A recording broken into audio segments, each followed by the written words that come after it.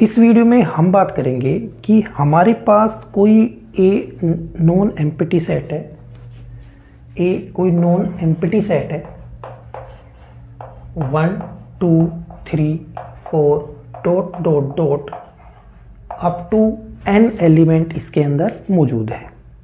हमारे पास कोई नॉन एम्प्टी सेट है A, उसके अंदर n एलिमेंट्स मौजूद है।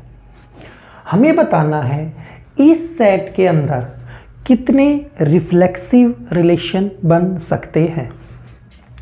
नंबर ऑफ रिफ्लेक्सिव रिलेशन बताने हैं कितने बन सकते हैं।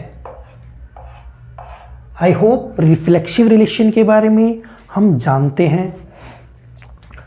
तो इसके लिए एक फॉर्मूला है कि 2 raised to power n square minus n इतने रिफ्लेक्सिव रिलेशन बनते हैं कोई नॉन एम्प्टी सेट हो तो। आइए इसके हम प्रूफ की बात करते हैं कि क्या यही formula number of reflexive relation का होता है या नहीं होता। तो मैंने क्या किया, जो सेट A है उसका कार्टेशियन प्रोडक्ट यहां पे राइट डाउन कर लिया, A cross A, which is A cross A। क्योंकि जो भी रिलेशन होते हैं वो कार्टेशियन प्रोडक्ट के सबसेट ही होते हैं, तो जो सेट हमें गिवन है उसके हमने कार्टेशियन प्रोडक्ट को राइट कर लिया। यहां पे जो रिफ्लेक्सिव रिलेशन की डेफिनेशन है उसकी डेफिनेशन के अंदर हमें ये पता है कि ये जो डायगोनल एलिमेंट हैं 1 1 2 2 3 3 4 4 अप टू n, ये जो डायगोनल एलिमेंट आपको गिवन है ये डायगोनल एलिमेंट रिफ्लेक्सिव रिलेशन में होने चाहिए। जैसा आपको रिफ्लेक्सिव रिलेशन की डेफिनेशन पता है कि जो सेट हमें गिवन है उस सेट के जितने भी एलिमेंट हैं उनके डबलेट 1 1 2 2 3 3 4 4 अप टू n हमारे रिलेशन में होने ही चाहिए, तभी वो रिलेशन रिफ्लेक्सिव होता है। बिल्कुल सही है। तो एक बात यहां से हम ये जान लेंगे कि ये जो A क्रॉस A है इसके अंदर नंबर ऑफ ऑर्डर्ड पेयर कितने हैं।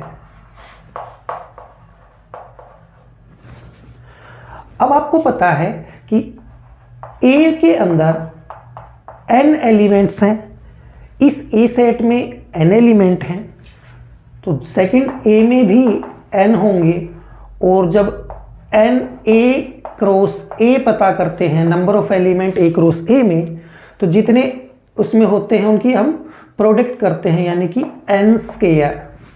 यानी कि इस कार्टेशियन प्रोडक्ट में टोटल ऑर्डर्ड पेयर कितने हैं, n स्क्वायर। बिल्कुल सही है। अब नंबर ऑफ डायगोनल एलिमेंट्स कितने हैं, डायगोनल एलिमेंट्स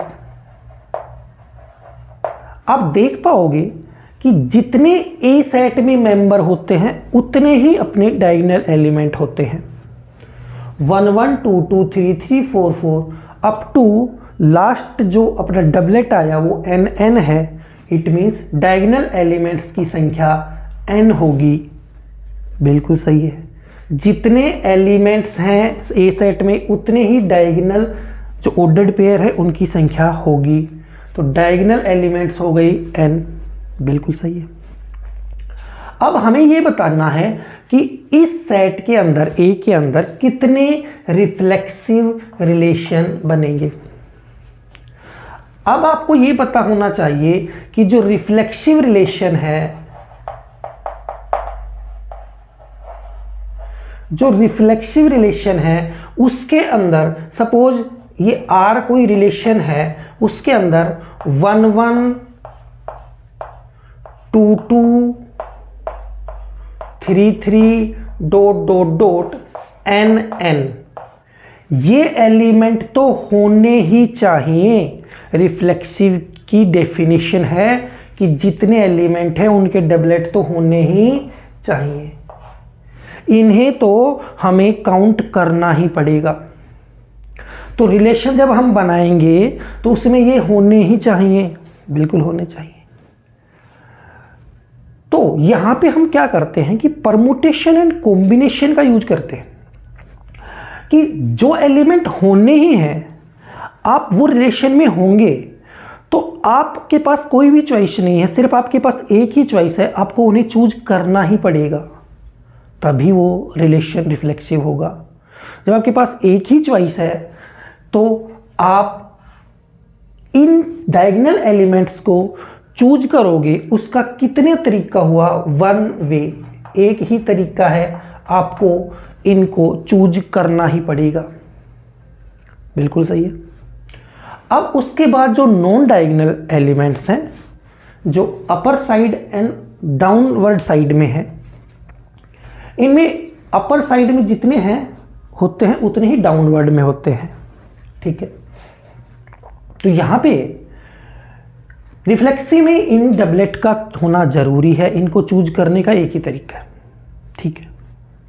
अब ये जो 1 2 है, ये इस रिलेशन में यहां 1 2 हो या 1 2 ना हो, ये रिफ्लेक्सिव होगा, बिल्कुल सही है।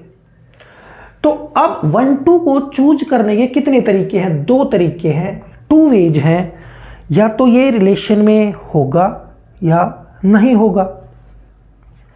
ऐसे ही जो भी एलिमेंट है वो रिलेशन में होगा या नहीं होगा, उसको भी चूज करने के दो तरीके, वो इसमें प्रिंसिपल ऑफ मल्टीप्लिकेशन यूज होता है। तो ये जितने भी ऑर्डर्ड पेयर हैं इनको सभी को चूज करने के दो तरीके हैं, आप चूज करो या रिलेशन में रखो या ना रखो, रिलेशन तो बनेगा रिफ्लेक्सिव, ठीक है। और हमें तो नंबर ऑफ रिफ्लेक्सिव रिलेशन चाहिए, कितने पॉसिबल रिलेशन रिफ्लेक्सिव इस सेट में बन सकते हैं। तो हर ऑर्डर्ड पेयर को चूज करने के दो तरीके हैं। ऐसे ही ये सिलसिला चलता रहेगा। और ये कितने ऑर्डर्ड पेयर हैं डायगोनल एलिमेंट को छोड़ के, number of non diagonal elements, ये हैं कितने, ध्यान दीजिए। टोटल नंबर ऑफ एलिमेंट थे n स्क्वायर और डायगोनल एलिमेंट हैं n, तो इनको मैं माइनस कर दूं तो क्या आप बताइए, ये नॉन डायगोनल एलिमेंट्स की संख्या नहीं आ गई। तो ये जो एलिमेंट हैं जो नॉन डायगोनल हैं ये कितने हैं संख्या में, एक 1 2 के लिए 2 आ गया, दो वेज हैं चूज करने के, 1 3 के लिए 2 आ गया, ऐसे ही 1 n के लिए 2 आ गया।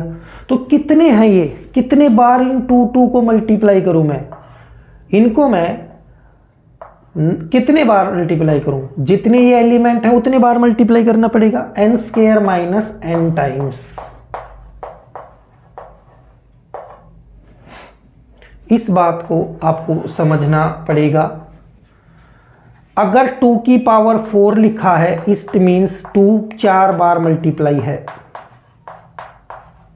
ठीक है।